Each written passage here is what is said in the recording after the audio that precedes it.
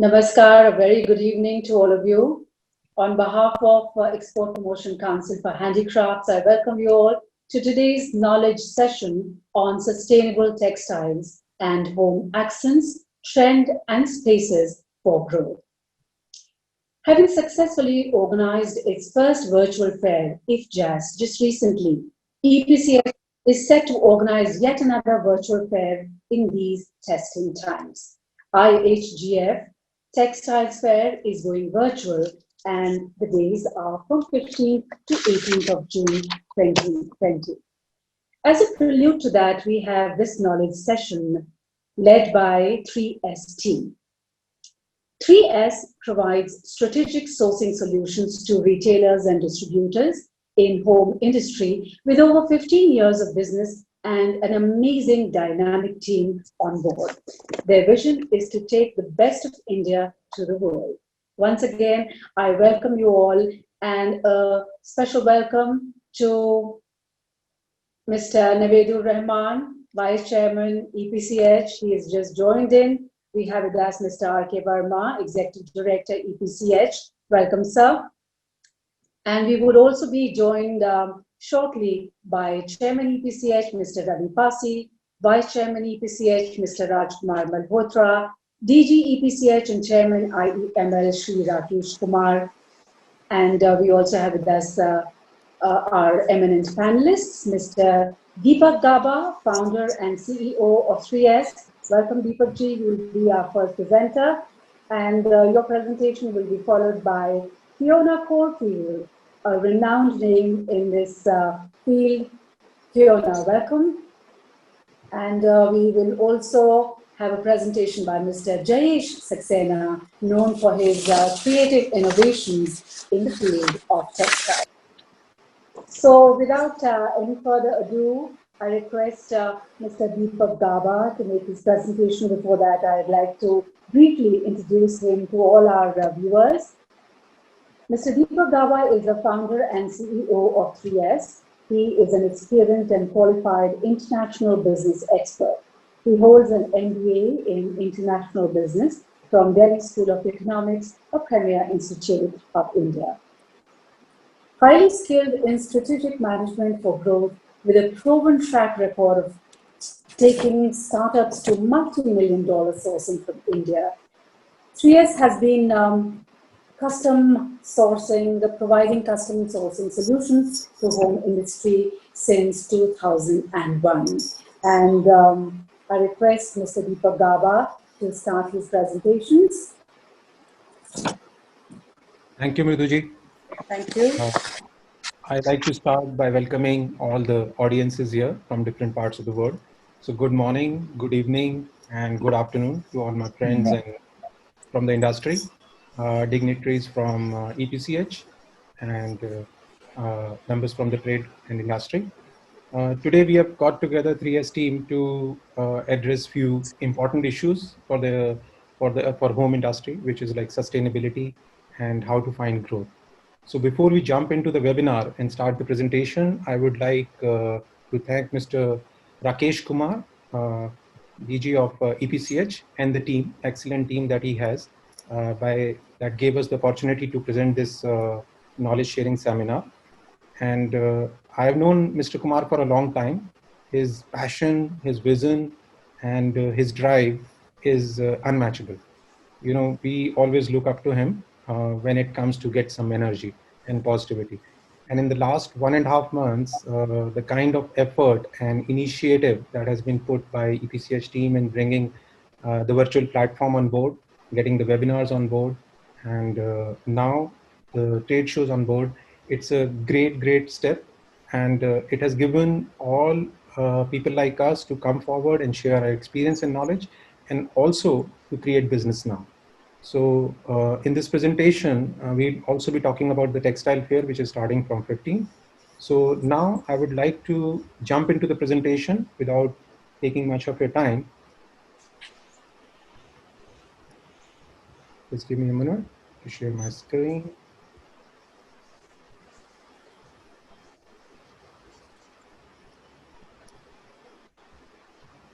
So I have with me Today, Fiona, who is the creative director, and she's based in UK. Fiona has immense experience in creative field, and she has basically covered the whole length and breadth of retail trade in home, starting with John Lewis, spending a lot of time there and working with the major retail chains there. She brings amazing experience, hands-on experience, and a great combination of creativity and commercial acumen.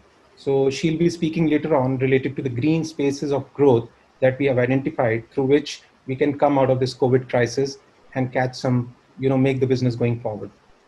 Then we have with us Jayesh. Jayesh is on our panel, and he takes care of the textile part of the business, and he has uh, immense experience in textile, and he has worked with the major textile mills in India, and he is a pro in bedding, and he will be talking about the important things in sustainability related to textiles. And as far as my introduction goes, I've been running 3 years since last 15 years. We started in 2001, so it's more than 15 years now. We have about 50 people on board. And what we do is make life easy for our customers by bringing them to the right sources in India. So moving forward, agenda for today is introduction to the virtual textile fair by team EPCH. This will come later down in the presentations. That will be taken by Mriduji. 5 C's to success by Deepak. This I will jump into. This is the critical space, how we can beat this big C of COVID. I'll talk about it, and then Fiona will take over to talk about the green spaces. And then Jayesh will finish it off with the key subject of sustainability, and he'll dig into the hard part of it. What are the standards and what are the needs? So key takeaway for our audience from this knowledge sharing seminar would be, what are the new spaces for growth in home and lifestyle industry? What is sustainability? Why is it necessary? How we can get there? Technical standards and certifications for sustainability. Where to go when you want to source it from India? And then 5 C's to success by 3 years. So 5 C's for success, I mean, this is what makes happy business. To make it easy for audience to understand, I was thinking like how I could finish it off in one slide. So this is what I could think of. Customer, where is he? What he needs? Competence in all the functions of the business, be it marketing, HR, operations, sourcing, procurement, supply chain management. Every business has got multiple functions. We need to take care of that. Where is the problem? Identifying the gaps in the functions and focusing on it and controlling it. Creativity, the ideas which takes us forward, the positive change, the green spaces for growth. If we have this 3 areas and 3 C's, then we have a happy business. All of us are happy. This is what was there a couple of months back until we had this fourth C, COVID bomb dropped on us. Now, this we were not expecting. This we were not expecting, and nobody was ready. It took away happiness. It took away the customers. It took away the competencies. Took away the green spaces for growth. So now we are just left with COVID, unease, and unhappiness. How to get out of it? So to get out of it, we need two more C's. This is, I talked about the disruption part of the COVID, which is like it took away the customer, the sales are gone, supply chain is disrupted, manpower is disrupted, and the life is disrupted. So how to clear this disruption from our life? We need another C's. And the first C is care. So care for the customer, care for the team, and care for self. And bring consciousness. Consciousness means that we have humanity. We are conscious about humanity, and we are conscious about nature. So when we are conscious, we can come up with great ideas and creativity. So from here, I would like Fiona to take over and talk about the green spaces for growth. Thank you. Please, Fiona, take over from here.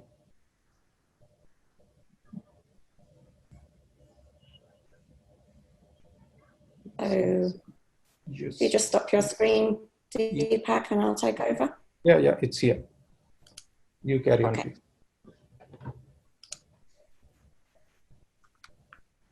Sorry, bear with me. Okay, so great, thank you very much, and lovely to talk to you all today. So as Deepak was saying, when COVID came along, when the COVID pandemic came along, it shook up everything that we know about retail. You know, all of the shops closed, transport ground to a halt, we were unable to socialise, and really the world stopped for us. But something really special started to happen behind the scenes, and our wildlife started to wake up. Mother Nature started to take more control of our environment, and the thick fog of pollution started to lift, and landfill sites suddenly started to become emptier. And as the planet started to smile, I think those of us that are lucky enough to be fit and well and healthy were able to start looking at the lives that we were living, and to start thinking about maybe how we could do things a little bit differently. And this really started to affect me, because I started to think a lot more about the way that I have been operating in my business sense over the last few years.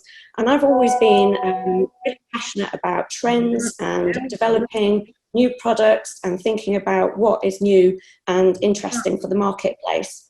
And I've been quite obsessed with trends and working season to season, really always looking at what new products we could bring to market as quickly as possible.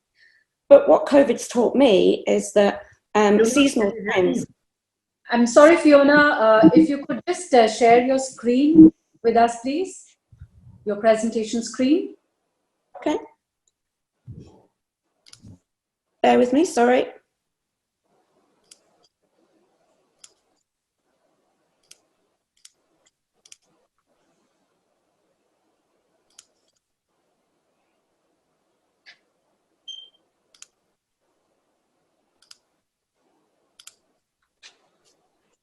There it is.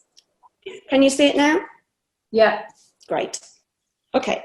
So as I was saying, what really struck me is that I wanted to stop really thinking about trends as I've known them, really thinking about seasonal shifts from one season to the next, and really start to look at how that affects me, and how I really think that actually seasonal trends don't really have so much space for growth in the long term.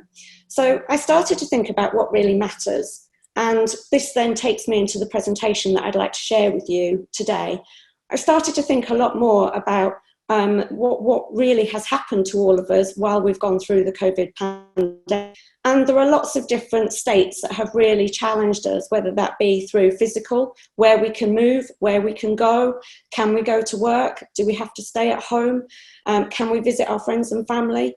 And then that's had an effect on our mental well-being. It's made us really think about how we actually need to live day to day, given that our health is at risk and big elements of our lives are severely compromised, which then has an emotional impact as well. And I think it's hit all of us in so many different ways that we could probably never have envisaged before. And what that has also then produced is a new sense of awareness. So as Mother Nature has started to flourish and really started to open up again, this has really challenged us to actually look at the complete environment that sits outside, that is untouchable, and that really we should have a little bit more respect for. And this has really then led me to thinking about what we all need to survive in life. And that really is the foundation then for where I see product development coming in the future, and is equally where I see lots of areas for opportunity and for growth. So today then I'd like to take you through each of these four areas in turn, and just have a look at where the green spaces are for potential growth and development. So moving on then, the first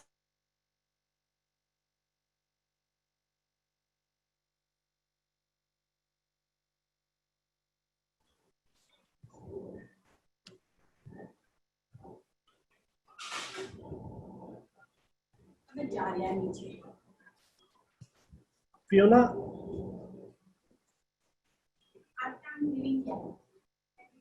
I think Deepak ji. Yeah, I think there is some problem with the screen. We lost connection with her. Can you call her? Yeah, I will call her and check because I think there is some internet connection there problem.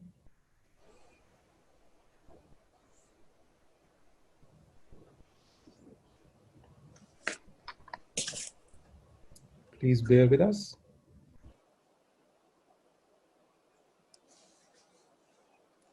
So as we get our connection back to Fiona, let me take this time to introduce her to all of you. Deepak ji very briefly gave us Fiona's introduction.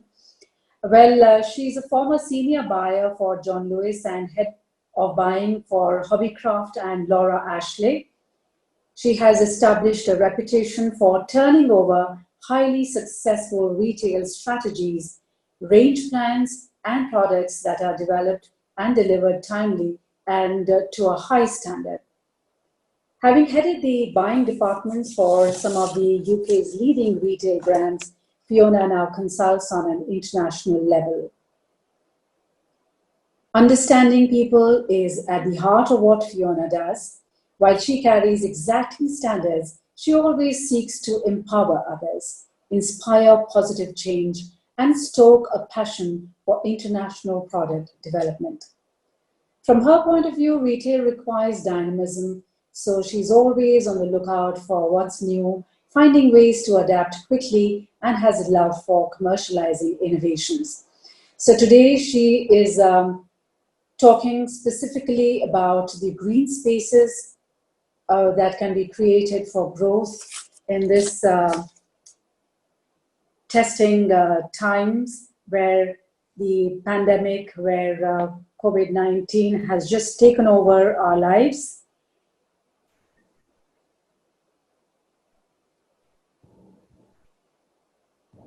She was in the midst of giving her presentation, but I think there is some problem with her internet connection, maybe. So Mriduji, if there is I think this continues, then we could jump to the second topic, that is sustainability. So I would request Jayesh to take over and come to sustainability. And when Fiona is able to connect back, we can start from where she leaves. So we'll have to play this game a little bit. This is the problem of good thing and bad thing. Saxena is also a very renowned name in this field. He's a BTech in textile technology from Technological Institute of Textile and Sciences, and he's got 25 years of experience working with major textile mills in India. He has held different leadership positions at Trident, Indocount, and Wellspun, and today he's here to enumerate on sustainable textiles. Over to you, Mr. Jayesh Saxena. Yeah, thank you, Mridu. Thank you for that. And I'm very sorry about losing Fiona on the internet. We'll get her back. I will get her back. Till the time, I think I'll just jump on to my presentation, which Fiona was actually going to hand over to me. My role today is to discuss about sustainability in particular. Jayesh, actually, sorry to disturb. Fiona is back. She's online. She just sent me a message. You'd like to check if she's there before you jump into I think it's better because it disturbs the flow. So, Mriduji, can you check if she's there and you could put her back online? No, she's not there on the screen. I can't see her on the screen. Okay, because she just sent me a WhatsApp that she's on and she can hear everything. So, I mean, I don't know. So Fiona, you'll have to, if you can hear us, you'll have to switch on your video. Manish, can you hear me? She's there now. I have moved her. Yeah. Okay, beta. Can you hear me? Yeah, Fiona, we lost you for a bit. Welcome back, Fiona. I'm so sorry, I'm back. Okay. You have to share your screen, Fiona.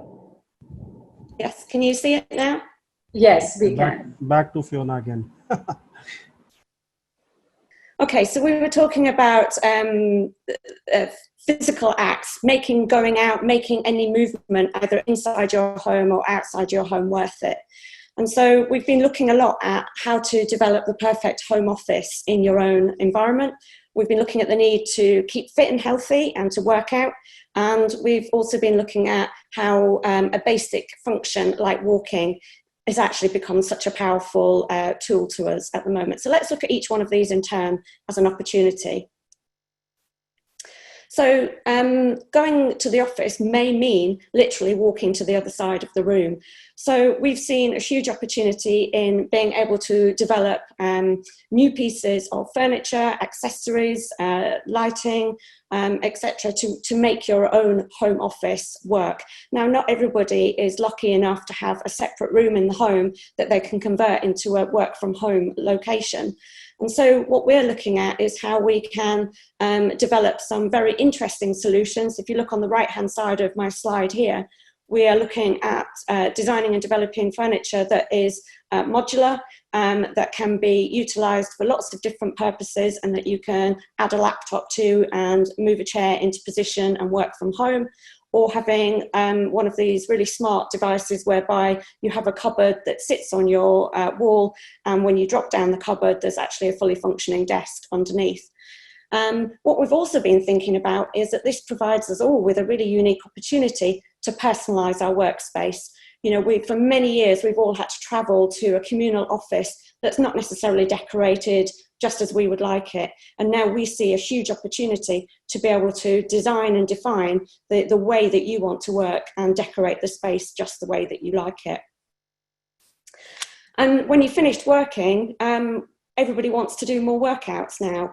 And there are so many of the top athleisure companies that are really getting behind this and all contributing to Zoom workouts, just as we're talking to each other today, and building together fantastic collections of products, thinking about how you can utilize some of the items that you might already have in your home, but being able to add some very useful additional pieces into your homes too. So what we're looking at is how we can design and develop new, if we just take yoga as a concept, how we can integrate yoga into your home so that maybe you have a coffee table that has some storage solutions attached to it, so that you don't end up with your yoga mat and all of the accessories lying around your house, that everything is really considered and it's easy to exercise from home.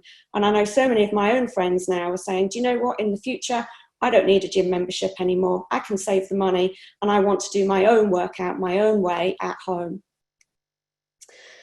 And then moving on to our man's best friend, our dogs, cats, animals, all the creatures that we choose to domesticate and bring into our home environment. So for me, I have 3 dogs and they're all really special to me, and I treat them as part of my family. And what we've discovered during this time is that there's been such an increased demand for pet-related products.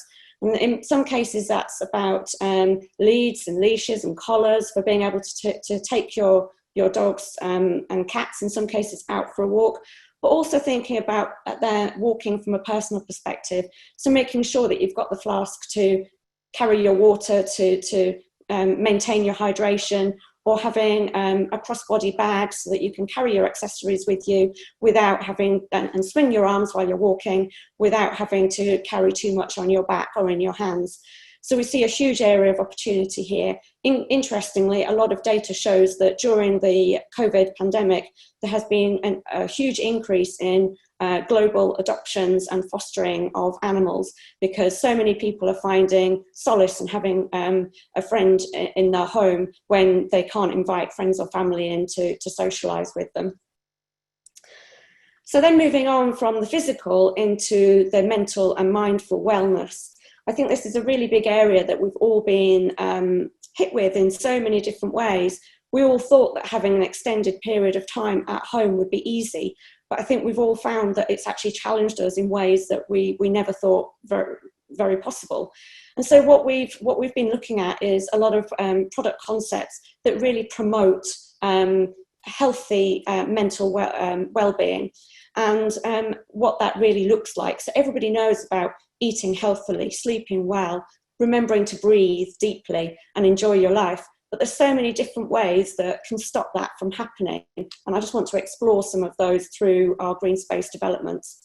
Equally, there are lots of areas where you think that you have established a very peaceful routine at home, but what the prolonged period of being in your home has probably highlighted is that there are things that you do in your house that really adds to your unpeaceful unrest.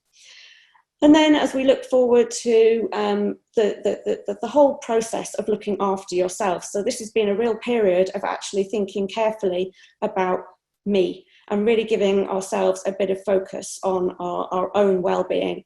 And so whether that be through self-preservation, such as looking after ourselves with health and safety equipment, or learning something new and really getting our minds to sort of open up and be ready to accept some new information. So to look at those each in turn, the first one I'm going to look at is well-being. So we all know, as I said earlier, that well-being comes from sleeping well, eating well, and being in a safe and happy environment. But I don't think any of us realise just how much that environment has to perform for us. And keeping our environments clean, tidy, well organised actually really improves our mental state. And so what we've been looking at is that cleaning and keeping our homes healthy and safe, it's not just about buying into chemicals and using up large quantities of water. It's about having products that we enjoy using, products that make us think, I want to keep my home clean and tidy. So we're adding some fashionability into these products. These are products that you might actually want to keep out on display and show off because they actually look so good. We've then looked at peaceful living, and really I believe that's all about having a really organised mind. If you've been in your home for many weeks on end and you just end up looking at piles of clutter and disorganised chaos in areas of your home, it suddenly starts to build up a tense feeling and a pressure. And the more you can do to relieve that is by adding some organisation into your home life, making sure that you've got fresh towels that are ready every morning so that when you shower or bathe, you just feel clean and you feel ready to face the day.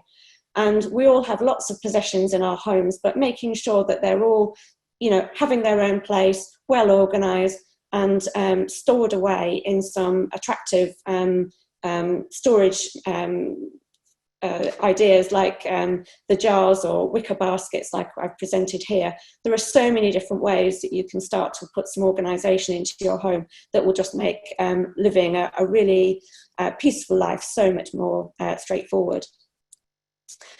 And then in terms of self-preservation, I mean, everybody nowadays carries the hand gel and probably wears a mask.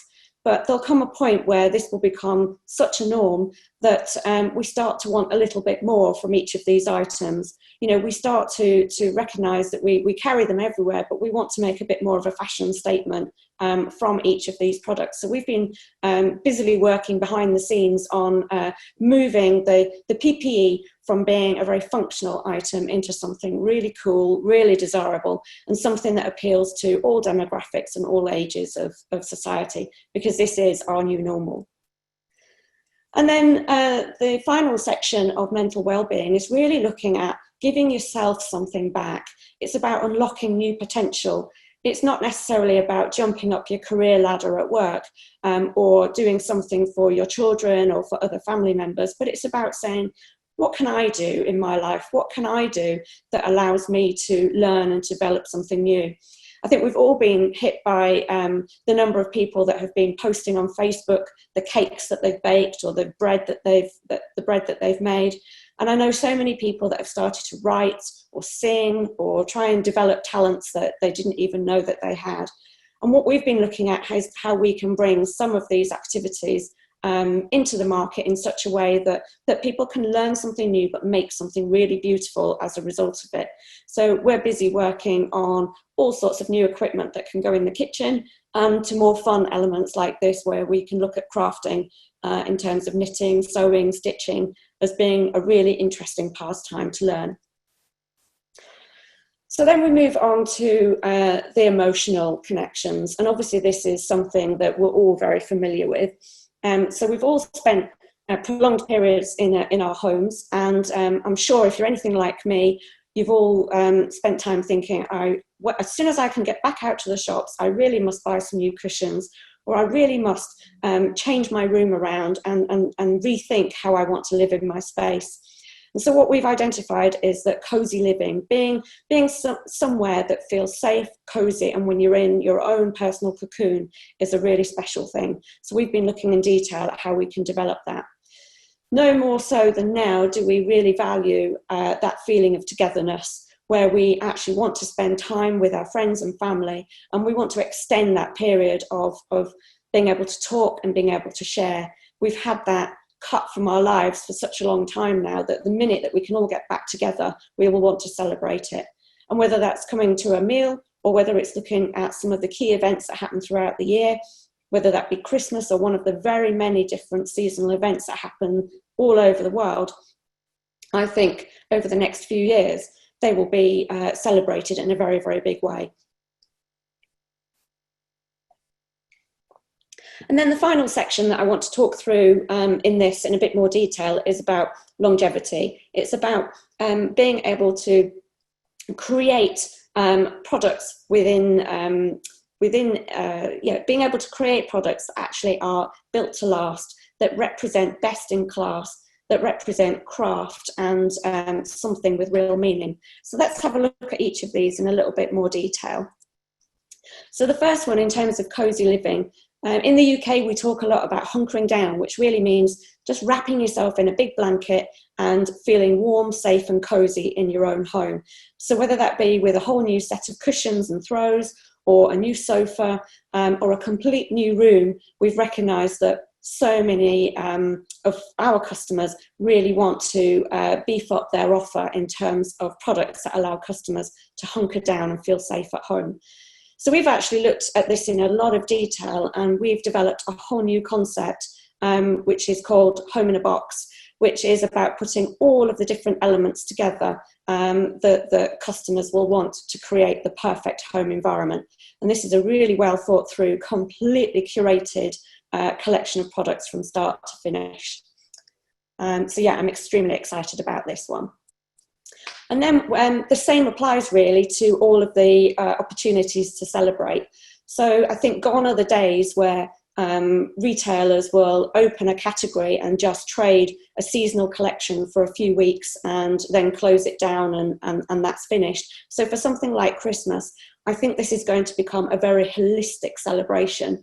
So it will be about all of the different experiential elements of celebrating a key milestone in the year, and how we as manufacturers and product designers can really get under the skin of what a customer is looking for, and how we can deliver them a complete experience that will make that occasion extremely memorable. And then in terms of togetherness and making meal times count, I mean, there's so many ways of looking at togetherness, but I think making meal times really become part of that celebration is an incredibly critical one. So whether it's about saying grace before you start to eat, or providing a menu, and just really putting a lot of time and thought into how you want to present a complete idea. So one of the key areas we've been looking at is actually how to set a table for dinner so that it's a really amazing experience, not to be forgotten. And I would say the first dinner that a family will have together once we completely exit COVID and we're all safe and happy again will be an extremely memorable occasion. And so we're looking a lot at what we call tablescapes, which is where you really design and curate a table with so many different details, and you're really telling a story through the whole experience of eating that meal together. And then the final stage here is all about creating products that are designed and built to last. So we've got a really strong mission at 3S, which is about looking at promoting the act of buying less, but that where we persuade our customers to really carefully consider what they buy it once and buy it well, because we're that confident that the products that we've designed and made will be fit for purpose and will be something that will last and stand the test of time. So our mantra is very much buy it, love it, keep it, and keep that cycle rolling. So then the final section that I want to take you through is all about sensory perceptions.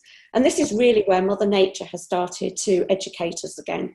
So Mother Nature has really started to reawaken our senses by stimulating thought through just noticing more of what is around us, exploring new ideas. So I've learned some new words during this period, veggetecture, which is almost how vegetation has sort of architectural connotations, how it teaches us something new, and that the more you look at nature, the more you can learn.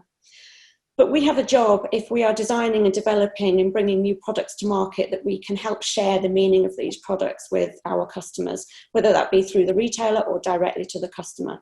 So we need to be able to express exactly what the features, benefits, and unique reasons to purchase each of those products are. The customer is now looking for a narrative.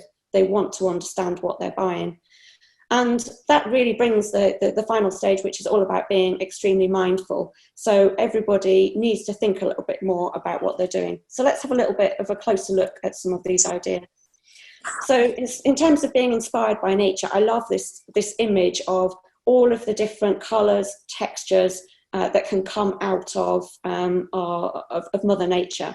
So there is no colour that we can design and develop in the world that hasn't already been created by Mother Nature. And what I'm looking at is how we can create colours, materials and finishes that really extract all of the best parts from Mother Nature. And a new word for us to really consider is biophilia, which basically means a complete love of nature. So we have all got so much to be thankful for. If we're all fit and well, then we've got so much to be thankful for. And Mother Nature is now surrounding us with the most beautiful environment to grow and flourish. So biophilia is about respecting that nature and being mindful of what it's teaching us, and for us to make sure that we're not going to cause it irreparable damage in the future. So provenance, where has it come from? We want to spread the word a lot more about the fantastic products that we are part of the life cycle of, and being able to unlock the story of it and share that. You know, for many years, there's been too many secrets around how things are made, where they've come from. And I think nowadays, you know, we just want more openness, more honesty, more transparency. And that helps us as a whole industry of manufacturing to be held to account for what we're doing and how we're doing it. Because basically, consumers are very suspicious and they're willing to question authenticity and process. You know, we know that they're increasingly against landfill, you know, the waste that may be produced during manufacturing, shipping, and products that end up with a limited or disposable end use. And really part of our mission at 3S is to really start to disrupt and destroy that throwaway culture. We want to make sure that what we're doing is fit for purpose, it will stand the test of time, and that we don't harm the planet in any actions that we take. So fundamentally, you know, our stance is about having no compromise. You know, we have to respect the needs of our consumers and to make sure that they are, their questions are being answered. So at Hometex in January of this year, we presented a big collection of products that we called Nature. And these were really about picking out the colours, the materials, the finishes, the sustainable credentials, the manufacturing processes, and really the technical detail that sits behind how so many of these products are made. And we had an absolutely overwhelming response to this. And it's really now formed the basis of where we are taking our sourcing journey at 3S in the future. And so we've just got a couple of slides here just to show you some of the products that we launched there. But now we want to start looking in a bit more detail at the sort of seriousness of this, And I'm going to hand over to Jayesh, who's going to tell us more about the need to be extremely conscious, to really think about what we're doing, what our customers need, and how we can convey those messages with real clarity and authenticity. So, Jayesh, if you're ready, I'm going to stop my screen sharing and hand it over to you. Thank you, Fiona. Thank you so much for your wonderful presentation. Well, mankind has adapted to changes since time immemorial, and this is what one will have to do again. Home access can be more practical, more convenient, closer to nature, and the me time during pandemic has given a new meaning to our lives, our well-being, and our outlook. Along with being functional, as Fiona just mentioned, the products still can have a fashionable edge, and that's what the experts are trying to do now, and they're exploring new ideas, trying to make products cater to holistic living and products that are inspired by nature. Now, as Fiona also mentioned, we are moving to Mr. Jayesh Saxena. Well, sustainability is the key to our survival on this planet. And that's what he is going to talk about, how this sustainability can be incorporated in our textiles. Mr. Jayesh. Yeah, thank you, Mridu, and thanks, Fiona, for your positive Jesh, one words. thing, before we move on to your presentation, if anyone has any questions of Fiona, you can start writing those questions in QA section. Yeah, Jesh. Okay. I think, Rajesh, you were mute when you spoke. Can you say it again? See, what I'm saying is, before we move on to you, if anyone having any questions for Fiona, you can write it down in the QA section. Yeah, Okay. Jesh. Now, go ahead. Okay, thank you, Fiona. Thank you, Mridu, for handing over the presentation to me, and thank you, Fiona, for your excellent presentation and positivity about the situation right now, which is turning this disaster situation into opportunities. I think it's a great thought in terms of what can be the new normal and what can be the new products. Very clearly, I mean, we can see what this pandemic has taught us about caring for our home, at the same time also caring for the nature. I think people have definitely become more aware before this situation of COVID, and now, if we consider, I think many countries were very much forward on this, especially talking about UK and Europe. I think people are very much aware, but in some parts of the world, sustainability was yet something which was being talked about, but yes, not to that great extent. Um, Going forward, it is very, very clear that sustainability is something which is going to be very, very important, not really a statement or a strategy, but a need to go to live a better life, which has always been the word of sustainability. So, what is sustainability? I mean, I'm just going back to the uh, high school definition of sustainability, which is like to maintain the balance of ecology and basically to create and to source everything, but not by destroying the nature, not by destroying the resources. So there have been numerous examples in the past where civilizations have destroyed their own ecology around them and damaged their own, and seriously, I mean, damaged their own environment, and they've really spoiled their chances of survival, and there are many civilizations which have been extinct because of this. So when we say this, there are basically three pillars of sustainability which are very, very clear: economic development, social development, and environmental protection. Am I not audible?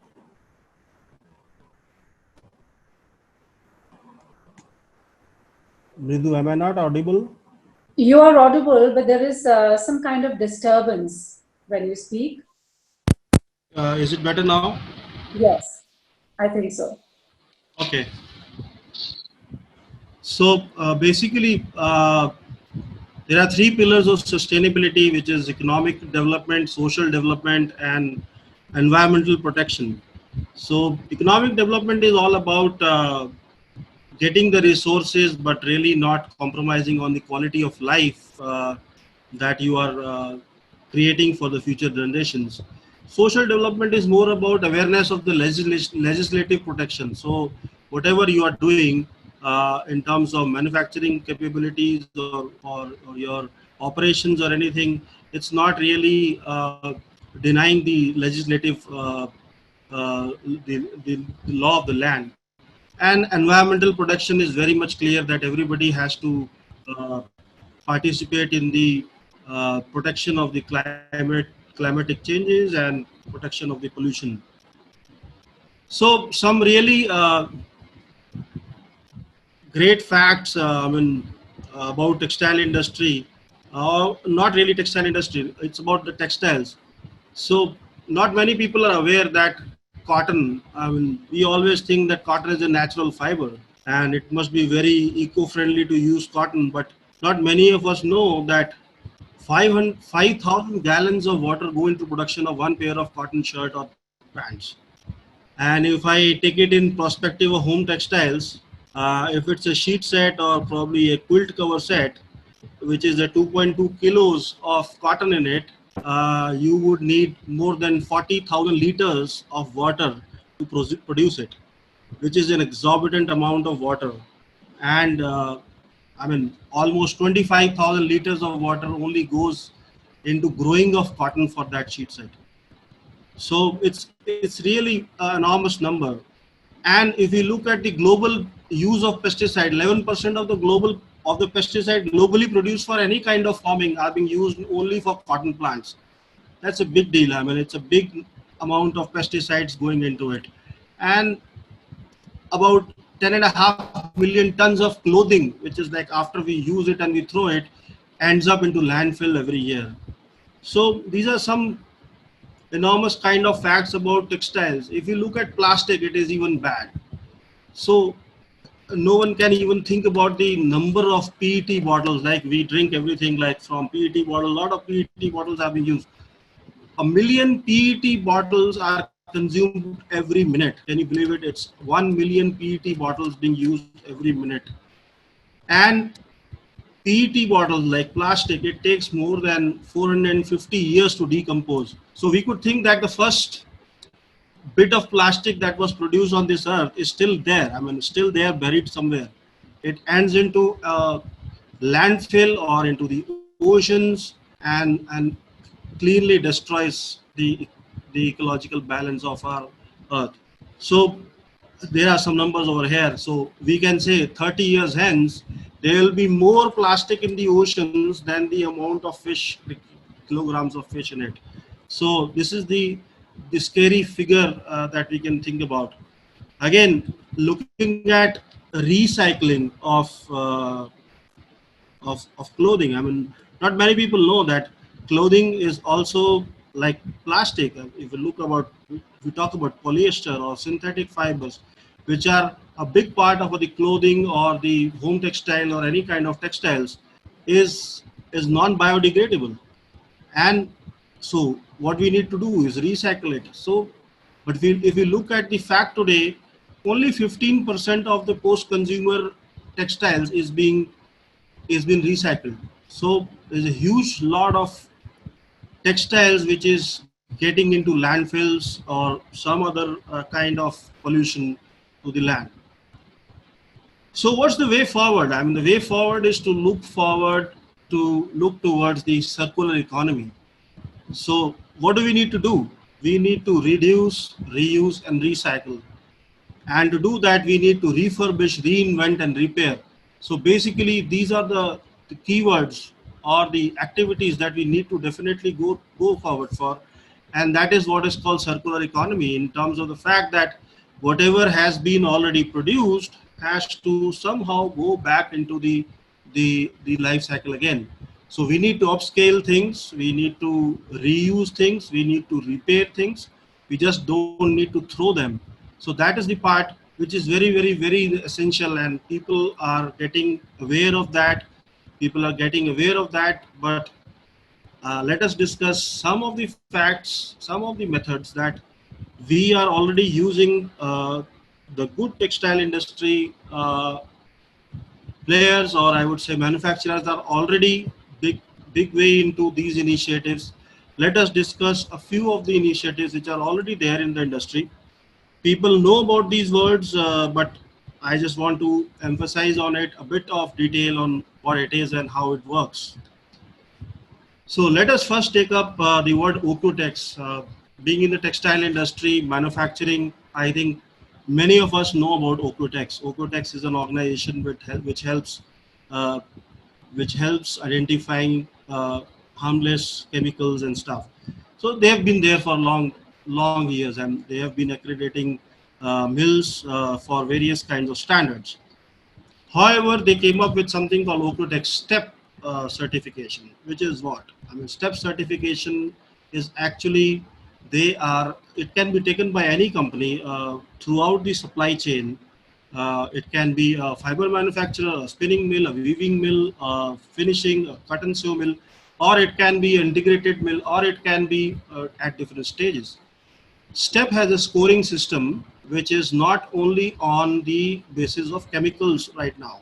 So it used to be chemicals when it was in the earlier days, but now it is something which is gone way ahead, and they are actually monitoring your or scoring you on basis of all the uh, all the various parameters, or they're scoring you on environmental performance, your health and safety issues, social responsibilities, on a holistic issue, how a factory is performing holistically on the complete supply chain.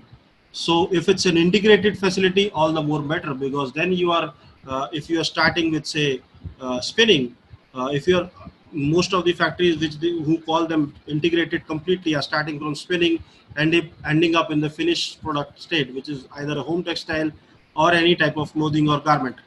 So if we look at that, they are actually certifying, auditing everything from the complete supply chain.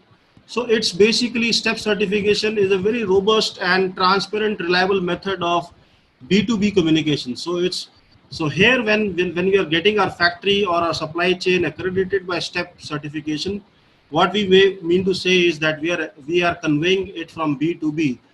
For example, if we are selling to a major retailer, say in US or UK or anywhere in the world, and we are STEP certified, we are conveying it to the retailer that yes, we are certified and we are taking care of everything that is required in terms of chemical and other types of sustainable measures. In addition to that, Ocotex is also giving you a label called Made in Green. So Made in Green, many people know about already, and it's a label which can be actually put onto a packaging. It has a unique ID or unique QR code which is there on every product, which gives you the information, which gives the end consumer the information on where the fabric or the garment or the finished product was made, and whether that factory is certified by Ocotex standard 100 and STEP by Ocotex. So it's a B2C communication. It's a great way of communicating to your consumer. So going forward, if you find a product in the market and it says Made in Green, you are sure that it's coming from a factory which is conscious, which knows about the environment. It takes care of all the important parts, starting from the start of the chemicals, or how they manage the water, how they manage the effluent, how they manage the supply chain, everything.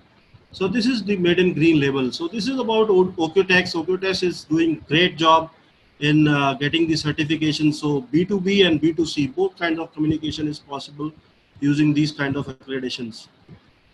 Now let's come to organic products, and which is a very, very big sustainable measure which was taken up.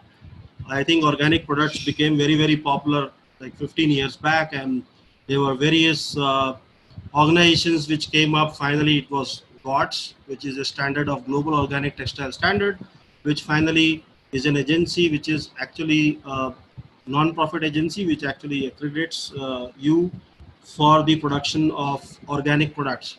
When we come to organic products in textiles, we are not talking about food, we are talking about cotton primarily, I would say cotton.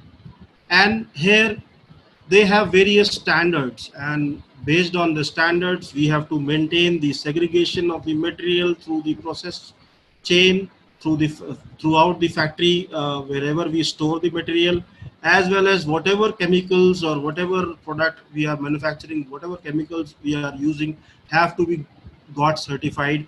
When they say got certified, they have certain standards which will not spoil the thing. Starting going back to the fiber production, which is the most important part of GOTS. So any factory can get GOTS approved by maintaining certain standards, by using GOTS certified chemicals. But it goes back to the provenance of the material, where the cotton is coming from. So the field has to be GOTS approved, field has to be an organic field, which is sanitized for more than 3 years, and so till when you cannot call it a 100% organic cotton or an organic cotton. In addition to that, I mean, I think most of the people already know this part, but let me take up an important part of genetic modification, which came in really late in the day, wherein people talk about the GMO. So it is about the genetically modified organisms.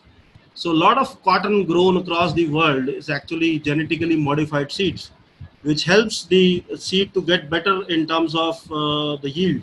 So the cotton which comes out from a GMO seed is better in the parameters or specifications. So you can have a finer, more mature, nicer fiber, which is longer in staple length as well. So you can manufacture a better cotton product, better or the finer thread counts. However, genetic modification has not been accepted, and it's basically organic cotton is expected not to contain any genetically modified content. So basically, if there is a cotton which is genetically modified seed, it cannot be labeled as 100% organic cotton, which is a well-known fact now and has to be adhered to, which comes to the position that when we manufacture the 100% organic cotton product, there it has to come from a seed which is not genetically modified, which means that we are going to have some kind of a restriction on what is the finest count or what is the finest or the highest thread count that we can manufacture from this particular cotton. So it's very important to understand that part, and genetically modified organisms are not permissible under the GOTS certification. So this is something which is very, very important. I just wanted to bring it up on this platform. Now coming to the fact of global recycling. So global GRS, global recycle standards. So as I already spoke about the circular economy, it's getting very important to look at recycling the products, and I think the world over people are trying to do that in many aspects. Be it 100% cotton, be it synthetic fiber, people are going for recycling of the products. I think polyester is being recycled to a large extent.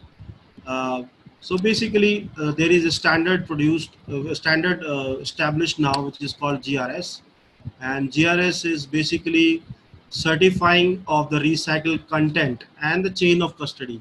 So basically, again, all these sustainable measures have to be substantiated by some kind of accreditations, have to be definitely substantiated that what we are saying or what we are labeling the product is actually true. So so GRS standard is basically in terms of recycling fibers in textile production, recycling metal in metal products. So I think everything in this world can be recycled to some or the large extent. Recycling plastic products. So they are actually substantiating how much of it is recycled. So coming to the gist of it, GRS certification is possible in textiles if we have at least 20% of the recycled material in the product. So if we are saying recycled cotton, at least 20% recycled cotton should be there in the final product. If you have that, you can call it a GRS certified product, but you can yet not use this logo. This logo, which is saying GRS, Global Recycle Standard, can only be used if your recycle content is more than 50%.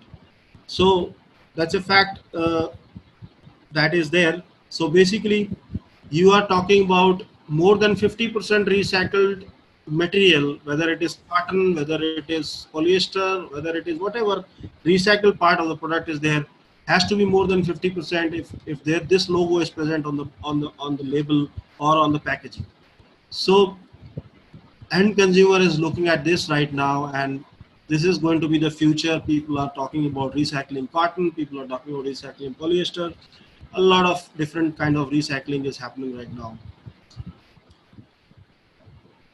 Coming to the next one, which is a roadmap to change, which is basically zero discharge of hazardous chemicals. Now, this is something which is very, very important. Uh, so when we are into textile operations, you know, textile, everybody knows, is one of the most polluting industries as well, because it uses a lot of water, it discharges a lot of effluent. So how to be aware of that? So there are a lot of things going on that in terms of effluent treatment plants, which came up earlier in the day. The pollution control boards coming up with different kinds of standards and stuff. Now going to finally zero discharge of water. So when we say zero discharge of water, it doesn't mean that you are not using, you are not ZDHC confirmed. So to be a roadmap to zero, where we say we are zero in terms of our hazardous chemicals usage, we have to be aware that we have three basic things in process in order. The first one is the input of the safer chemicals. So when we start good in terms of the chemicals or whatever we are using to produce our product, the end result is going to be the best. So managing the chemical inputs is very, very important, and inputting safer chemicals or chemicals which are not hazardous is the first thing to do. Going forward, smarter processes, I mean, processes which reduce the use of chemicals is very, very, very important. So unnecessary use of water, unnecessary use of dye stuffs, unnecessary use of color chemicals has to be basically avoided, and that's what is also undertaken under this initiative. Better outputs, safer and cleaner outputs, and basically here we come to the zero discharge, where we do not discharge any water or any chemical. Everything is recycled. So this is a very important step which is being taken up by many industries, and I think India is moving far ahead of many other countries in the world, where we are very proud to say that India is actually putting itself on the map to say that we are going towards this kind of initiatives of zero discharge of hazardous chemicals. Now coming to another initiative, which is about conservation of forests. So a lot of products, whether it is furniture, a lot of textiles, particularly the regenerated textiles, which is coming from viscose, or it may be products like Tencel, which is coming from Lenzing, and many other products which are being regenerated from wood to actually extract the cellulose and regenerate it back to textile fibers. This is where the FSC certification comes into place in case of textiles. In case of furniture, I think definitely FSC is very, very important, because a lot of wood and timber is being used.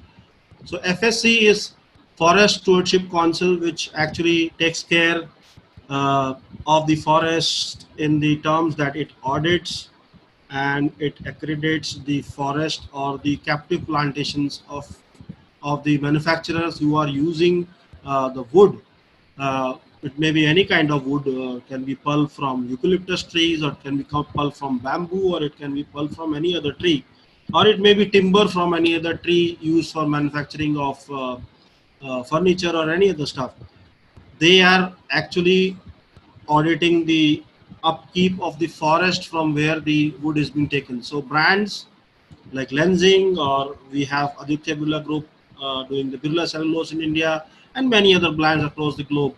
They are actually tying up with the Forest Stewardship Council to take care of and accredit them in the terms of how they are actually taking care of the plantations or the forest that they are taking out the wood from, which means that they are taking they are the forest is all the forests are well managed. When we say well managed, it is also very intense in terms of how many trees are being planted back once you cut a tree, how many how you are cutting the tree or the felling of the trees, how is it safe for the people who are doing it, how it is having less carbon footprint, and many other things. So basically, they have issued three FSC labels. FSC 100% means that all that wood has been coming from FSC certified well managed forest. FSC recycled label is there, which is like it is being recycled from some or the other resource. So there is an FSC recycled label, and there is a FSC mixed label, whereas it is coming from as if FSC certified forest or recycled material or a controlled wood. So basically, three kinds of labels, three levels of certifications they have actually put in place. So this is about conservation of forests. Coming lastly to the BCI cotton, which is probably the world's largest sustainable initiative in terms of textiles till now, and I think more than few thousand uh, farmers, ginners, and organizations have already become a part of it. BCI cotton is something which is being talked about across the globe. There were some European customers or European retailers which put initial emphasis on it.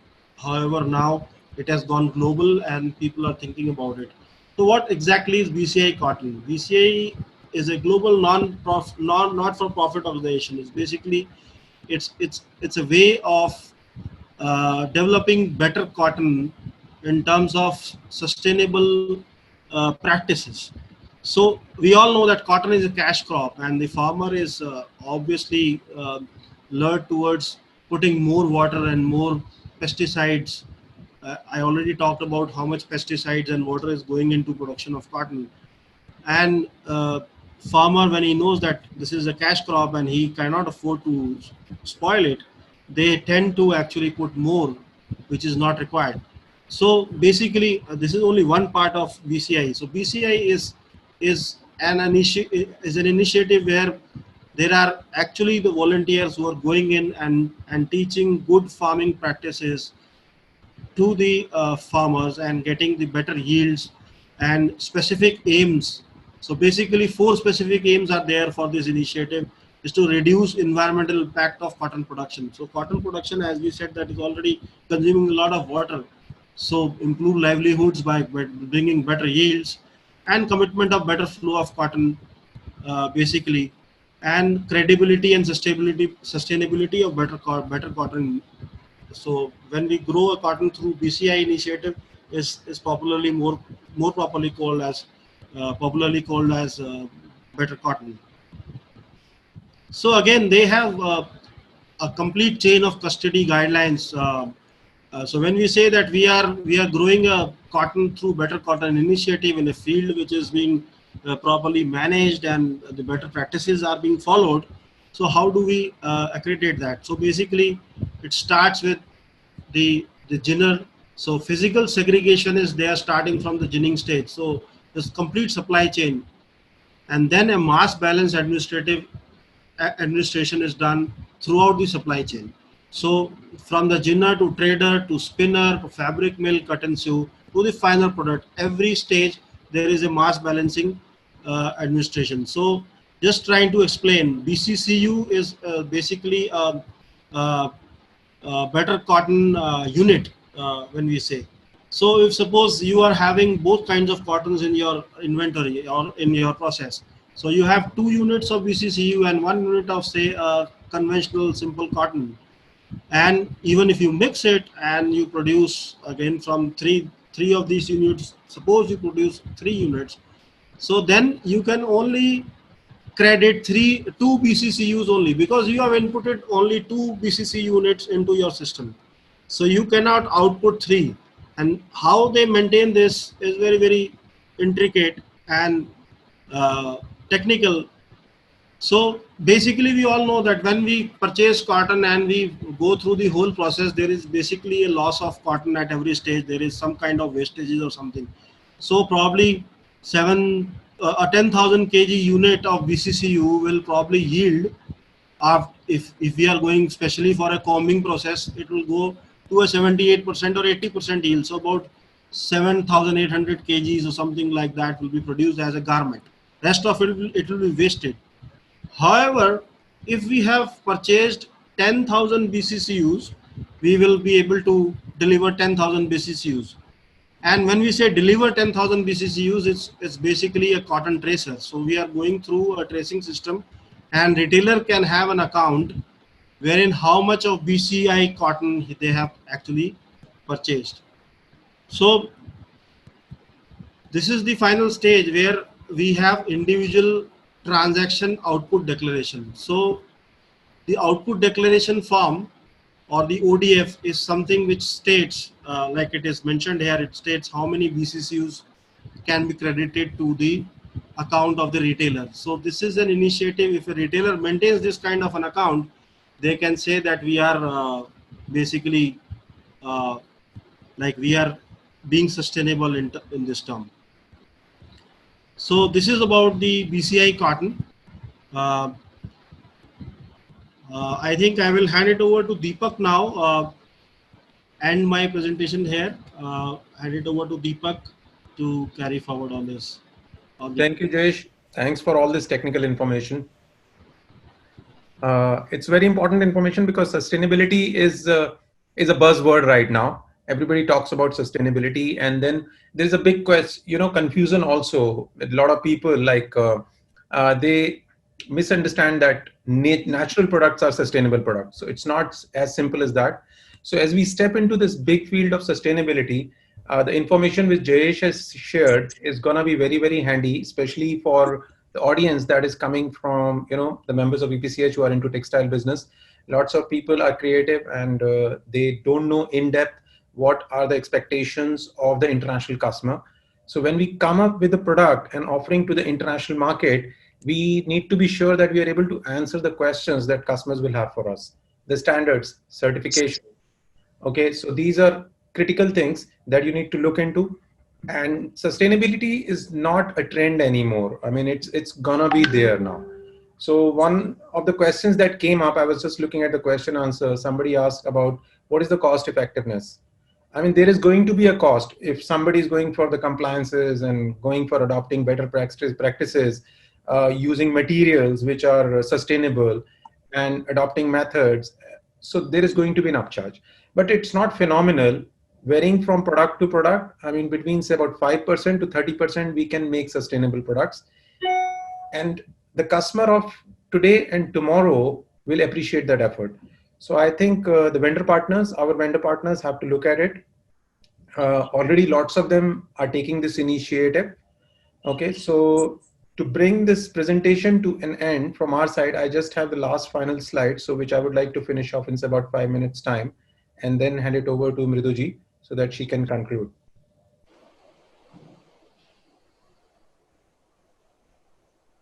So I'll share my screen with all of you. Fiona, there are a lot of questions for you and compliments as well. So you can have a look at those questions. I have been watching them come through. There's some fantastic questions, and I have lots and lots I can talk about all day. Ravaji, you want Fiona to address the questions, or I can? Would you like me to finish off with this ending presentation? You can.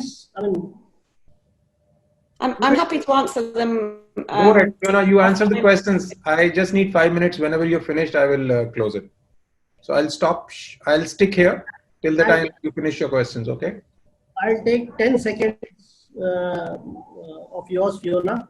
As JSG explained about various certifications, and he also spoke about the wood certification. So for the information of the panelists, most of you know, and the participants, EPCH has also an indigenous timber legality and assessment verification system, which is called VRICH. And that helps an exporter prove that the wood which is being used for producing handicraft is coming from legal sources. So that is an acceptable standards, acceptable by 183 CITES signatory countries. So those standards are there in place in the country. So we are the owner of the scheme. Yeah, Fiona. Okay, so would you just like me to pick out a couple of the questions? That I think the ones I'm most interested in is about cost and about cost effectiveness of being sustainable and bringing some of these new initiatives to market, such as where I talked about buying less. Now, that is not about capping revenue or reducing revenue. In fact, it's absolutely the opposite. It's about giving customers more of what they want to buy. It's about incentivizing them to buy better and to invest in key pieces that they believe are actually well made, well designed, very well considered, and not just brought to market as quickly as possible through the most cost-effective manufacturing solutions. I think we have got to a situation in the industry today where there are too many low-cost retailers, and they are producing low-quality goods that customers have been buying and have been disposing of very, very quickly. And I think what's happened during the pandemic is where we have spent more time at home. It's challenged us to think about the products and the home interior products that we surround ourselves with, and to make sure that every time you do buy something, it is really the right thing for your home. It's the right method of manufacture, and that actually maybe it becomes an heirloom piece that can be shared amongst the family. So in no way is this set to jeopardize trade. It's actually about part of my job really is to think how long it really takes to bring a fantastic product to market. And so Jayesh and I work really well together in tandem, because he's always looking at the technical side of actually bringing fantastic product to market, and I'm looking at the creative side. And together we actually think about how we design and manufacture a product that is credible, that is carries inherent value, and that is fit for purpose. And sometimes you cannot just do that in a very short space of time. Sometimes delivering excellence does take longer.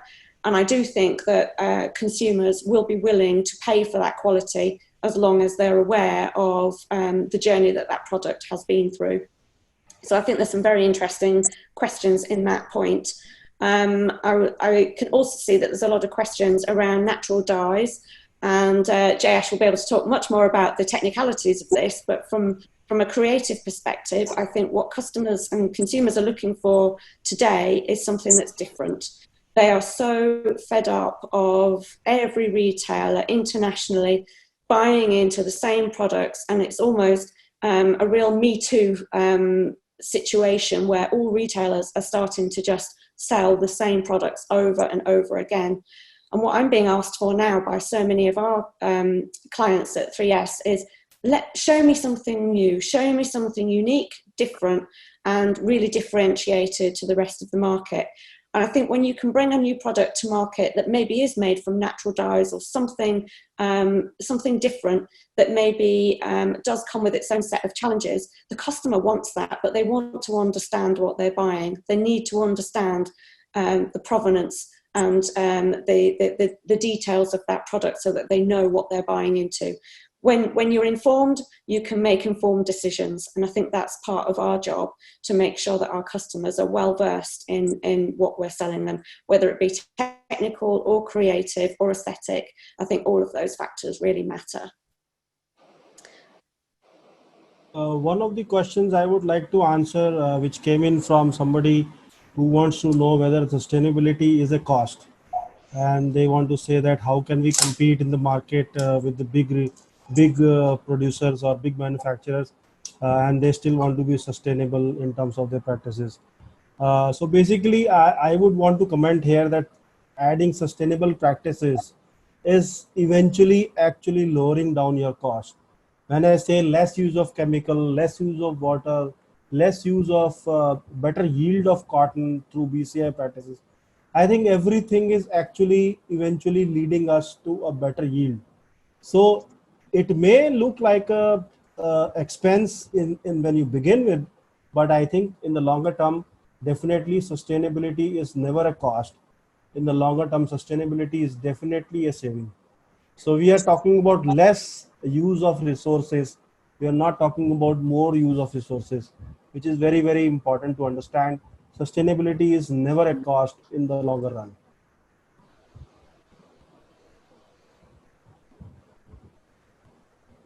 Yeah, Fiona, you can go ahead with other questions.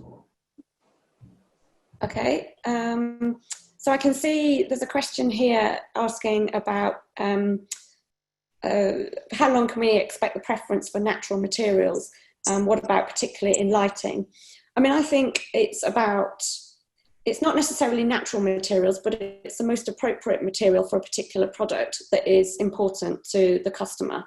I'm really fascinated with natural materials, but I'm also fascinated by composite materials and actually fusing different elements together to create a new, even more high performance material. And so when I think about categories like lighting, where you've got quite a lot of very stringent standards that you've got to adhere to, but also then being able to bring an element of creativity in there as well, thinking about recycled glass, thinking about ceramic, travertine, some of the different composites that we will be able to use in lighting. That's when it starts to get really exciting. For many years, I was a lighting buyer at John Lewis, and I remember I loved going to factories and actually choosing all of the different components and assembling products together and finding a new way to make something very different. And I think that's really what natural materials and natural product development is about. It's looking for the unusual. It's looking for something that just is different and is unique. And I think the customer is just tired of seeing the same materials used over and over again. They're looking for us as the creatives and the technical experts in the industry to break the mold and to actually bring something new to the market. I think I've answered most of the questions because there were a few in there about natural dyes, which we've talked about. Recycled metal, I haven't found too many solutions for that just yet, but I think it's a very interesting one to look at and something that we will be thinking about as part of our furniture development. I think it's very much about sort of reconstituting some of those materials. So where we have seen that in textiles and some of the softer materials, I think we've got a long way to go yet in some of the hard goods, but it's certainly on our radar and something that we want to push a lot further. So some fantastic questions. Thank you, everybody. Really interesting. So I think now we can continue with Mr. Gaba's slides. Thank you, Fiona. Thanks, Fiona. So we are already like more than 1.5 hours into this webinar. So I'll just go very fast. This slide has been sitting there for quite some time. As it shows, there are a lot of options in these materials to adopt sustainable practices. And there are companies like Ecoliva and Lensing, which are there with the solutions. Rest all, I think everybody's aware of. So I'll jump to the next one. Just 1 second.